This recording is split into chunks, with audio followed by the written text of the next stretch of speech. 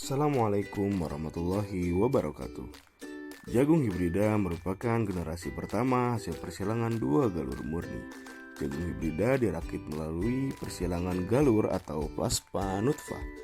Plasma nutfah sendiri memegang peranan yang sangat vital karena berperan dalam menentukan ketersediaan tetua unggul. Tetua yang berasal dari plasma nutfah superior dengan karakter agronomi ideal akan menghasilkan galur yang memiliki daya gabung yang baik. Berikut ini ulasan mengenai teknik produksi benih jagung hibrida. Yang pertama, ada syarat tumbuh. Dalam memproduksi jagung hibrida diperlukan sejumlah persyaratan, diantaranya jagung dapat ditanam pada lahan kering, lahan sawah lebak, pasang surut dengan berbagai jenis tanah pada berbagai iklim dan ketinggian tempat.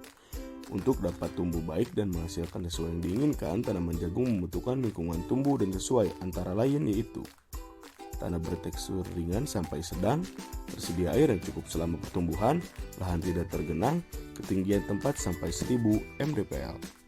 Yang kedua ada penyiapan dan pengolahan lahan. Lahan yang akan dipergunakan dibersihkan dari sisa-sisa tanaman sebelumnya. Jika gulma dapat mengganggu pengolahan tanah, dapat diberikan herbisida kontak untuk mempercepat pengolahan tanah. Selanjutnya, pengolahan tanah dilakukan dengan menggunakan bajak dan diikuti dengan garu atau sisir sampai tanah tidak berbongkah-bongkah dan rata. Yang ketiga ada penyiapan benih.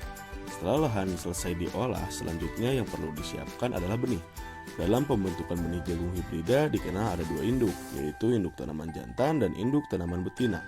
Dalam memproduksi benih jagung hibrida atau F1, kebutuhan benih untuk tanaman induk jantan sekitar 1/4 dan kebutuhan induk betina yaitu 3/4 dari kebutuhan total benih tergantung varietasnya. Yang keempat ada penanaman. Dalam memproduksi benih jagung hibrida, perbandingan antara baris induk tanaman jantan dan betina umumnya 1/3. 1 baris tanaman jantan dan 3 baris tanaman betina. Namun perbandingan ini sangat tergantung dari varietasnya. Yang kelima ada pemeliharaan tanaman. Setelah 3-5 hari dari saat benih ditanam, biasanya benih sudah tumbuh menjadi tanaman kecil dan sudah muncul di atas permukaan tanah. Pemupukan diberikan sebanyak 2-3 kali dengan porsi pemberian pupuk N pada setiap aplikasi yang perlu disesuaikan dengan stadia pertumbuhan tanaman. Yang keenam ada penyiangan dan pembumbunan. Penyiangan pertama yang diikuti dengan pembumbunan dilakukan pada saat tanaman berumur 15-20 hari setelah tanam. Penyiangan dan pembumbunan dapat dilakukan dengan menggunakan cangkul yang sekaligus menjadi saluran irigasi untuk pendistribusian air ke tanaman. Jika diperlukan pada saat tanaman nanti membutuhkan air, penyiangan kedua dilakukan sesuai dengan kondisi pertumbuhan gulma di lapangan, pada umumnya dilakukan saat setelah pemupukan kedua. Yang ketujuh yaitu pengendalian hama. Hama utama yang biasanya dijumpai pada pertanaman jagung adalah lalat bibit, penggerek batang, dan tongkol.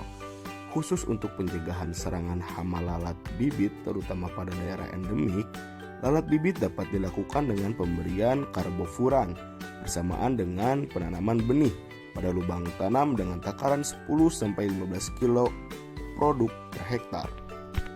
Yang kedelapan ada seleksi tanaman atau rogwing. Rogwing dilakukan sebanyak 4 kali, yaitu rogwing pertama dilakukan pada saat umur tanaman 7-15 hari setelah tanam. Rogwing kedua dilakukan pada saat umur tanaman 32-35 hari setelah tanam. Rogwing ketiga dilakukan pada saat umur tanaman 45-52 hari setelah tanam.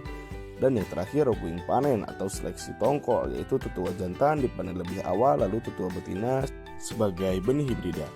Yang terakhir yaitu pemanenan jagung dan processing benih. Panen dapat dilakukan setelah masak fisiologis atau kelobot telah mengering berwarna kecoklatan, yaitu biji telah mengeras dan pangkal biji telah membentuk lapisan hitam atau black layer minimal 50% di setiap barisan biji. Dan adapun processing benih, penyemuran tongkol dilakukan hingga kadar air biji mencapai 16%. Selanjutnya dipipil dengan mesin pemipil dengan kecepatan sedang agar biji tidak pecah atau retak. Setelah biji terpipil, dilakukan sortasi biji dengan menggunakan ayakan yang diameternya sesuai dengan varietas. Biji-biji yang terpilih sebagai benih dijemur kembali dan dilakukan pengemasan. Dilakukan dalam kantong plastik yang mempunyai ketebalan 0,2 dan benih siap dikemas. Sekian dan terima kasih. Assalamualaikum warahmatullahi wabarakatuh.